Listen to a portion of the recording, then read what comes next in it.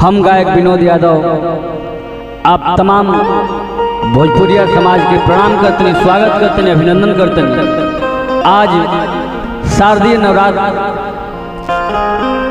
के उपलक्ष्य में हम एगो गीत लेके आइल बानी जौन हमनी के माता बहन गावेला लो।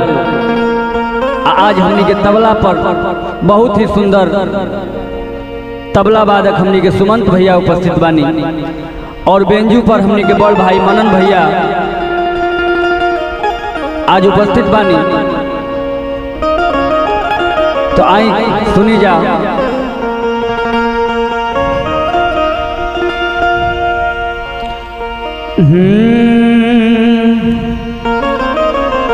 कि ऊंची मंदिरिया और बड़ुए शीतली मैया, ऊंची मंदिरिया राउर बड़ुए शीतली मैया, कैसे के चरण हम पर खाया दिए मैया, कैसे के चरण हम पर खाया दिए मैया। ऊंची मंदिरिया राउर बड़ुए शीतली मैया, ऊंची मंदिरिया राउर बड़ुए शीतली मैया, कैसे के चरण हम पर खाया दिए मैया, कैसे के चरण हम पर खाया दिए मैया।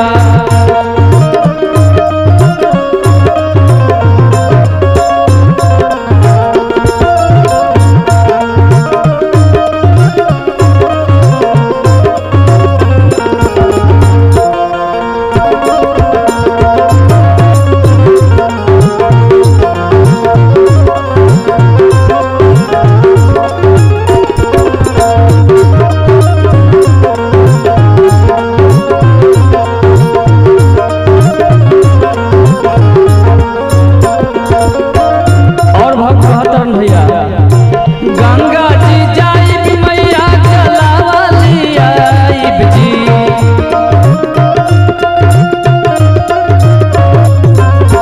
गंगा जी जाइब मैया चलावली आइब जी, ऊ जलवा मछरी के